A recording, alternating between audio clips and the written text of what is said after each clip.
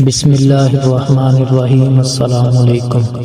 تمام تر تعریفات رب ذوالجلال کے لیے ہے جو ہر عیب سے پاک ہے، اور لاکھوں کروڑوں درود و سلام محمد مصطفیٰ صلی اللہ علیہ وآلہ وسلم اور آل محمد پر۔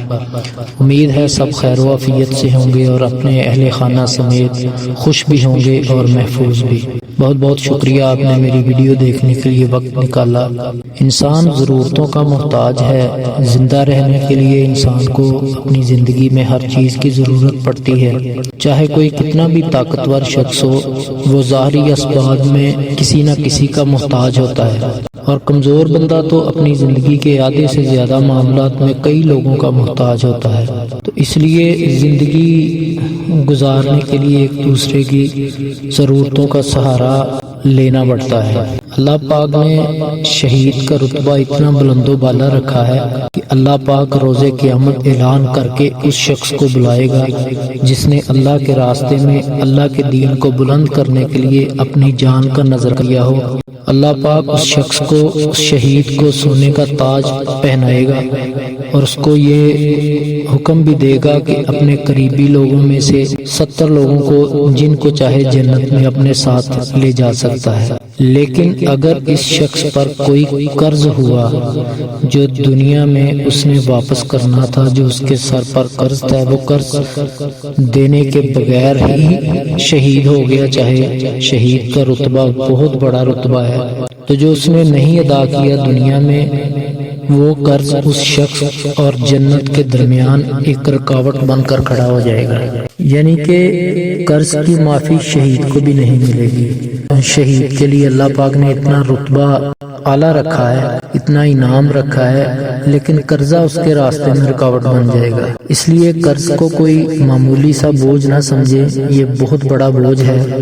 یہاں پر کسی کا نہ حق مال ہڑپ کر لیتے ہیں لوگ، بہنوں کا حصہ مار لیتے ہیں، یتیموں کا مال کھا لیتے ہیں، بااثر لوگ غریبوں کی زمینیں دبا لیتے ہیں۔ یہ سب لوگ دنیا میں اس لیے کر لیتے ہیں کہ اللہ پاک نے سزا و جزا کا دن مقرر کر رکھا ہے۔ اگر اسی وقت گناہ کی سزا کا قانون اللہ پاک نے بنایا ہوتا تو یقین کریں کوئی بندہ کسی پر ظلم کرتا ہی نہ، لیکن یہ اللہ پاک کا نظام ہے۔ اللہ پاک نے یہ معاملات آخرت کے لیے رکھے ہیں، اور اگر کوئی شخص کہتا ہے کہ میں اس سے بچ جاؤں گا، وہ بچ نہیں پائے گا۔ آج کی میری ویڈیو قرض کے ہی ٹاپک پر ہے۔ کسی پر قرض ہے، کسی انسان پر قرض ہے، تو وہ اس کی نیت اتارنے کی ہو، لیکن استطاعت نہیں، اس میں ہمت نہیں پڑ رہی وہ قرض اتارے، چاہے آپ کتنے ہی قرضے کے ملبے تلے دبے ہوں، انشاءاللہ اللہ پاک آپ کو قرض اتارنے کی ہمت بھی دے گا، اور اللہ پاک آپ کا ہاتھ دینے والا بھی بنا دے گا۔ جس انسان پر قرضہ ہوتا ہے نا، اس کی اتنی فکر ہوتی ہے، اور وہ بندہ راتوں کو، جس کو یہ ٹینشن ہوتی ہے کہ میں نے واپس کرنا ہے، وہ اس کو راتوں کو نیند نہیں آتی۔ تو انشاءاللہ اس بندے کو، اس شخص کو پریشان ہونے کی ضرورت نہیں ہے، چاہے جتنا بھی قرض آپ کے سر پر ہو۔ اتنا زبردست وظیفہ آپ کو بتاتا ہوں میں، بہت ہی مجرب العمل ہے یہ۔ تو انشاءاللہ قرض ایسے اترے گا جیسے آپ پر قرض تھا ہی نہیں، اتنا زبردست یہ عمل ہے۔ تو بس آپ نے یہ فالو کرنا ہے۔ اگر ابھی تک آپ نے چینل کو سبسکرائب نہیں کیا تو برائے مہربانی چینل کو سبسکرائب کر کے بیل نوٹیفیکیشن کو آن کر دیں، اور آپ کا اس پہ کوئی خرچہ نہیں آئے گا۔ اور ویڈیو کو لائک اور شیئر کرنے میں جو چیز آپ کے میں دقت دیتی ہے آپ کو، اللہ پاک اس دقت کو دور کرے۔ تو اب آپ کو میں وظیفہ بتاتا ہوں۔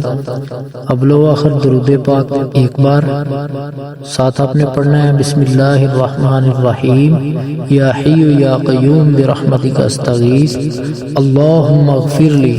یہ آپ نے 41 بار پڑھنا ہے، 41 ٹائمز، صبح بھی اور شام بھی۔ صبح آپ فجر مطلب سورج طلوع ہونے تک پڑھ سکتے ہیں۔ اگر خدا نخواستہ مس ہو گیا آپ سے، صبح کے ٹائم آپ نہیں پڑھ سکے، تو آپ بعد میں بھی پڑھ سکتے ہیں، زور سے پہلے۔ اور رات والا جو ہے وہ عشاء کے بعد پڑھنا ہے، اور وظیفے کے بعد دعا ضرور کرنی ہے۔ انشاءاللہ اللہ پاک کے حکم سے چاہے سر کے بالوں جتنا ہی قرض کیوں نہ ہو، اللہ پاک ایسے اسباب پیدا کر دے گا۔ آپ نے بس پختہ یقین کے ساتھ یہ وظیفہ کرنا ہے، باقی اللہ تعالیٰ کی ذات پر چھوڑ دیں آپ۔ اللہ پاک سے دعا ہے کہ اللہ پاک ہم سب کی مشکلوں کو دور کرے، اور جتنے بھی لوگ قرضوں کے بوجھ تلے ڈوبے ہوئے ہیں، دبے ہوئے ہیں، اللہ پاک سب کی مدد فرمائے۔ آمین۔ جزاک اللہ۔ السلام علیکم۔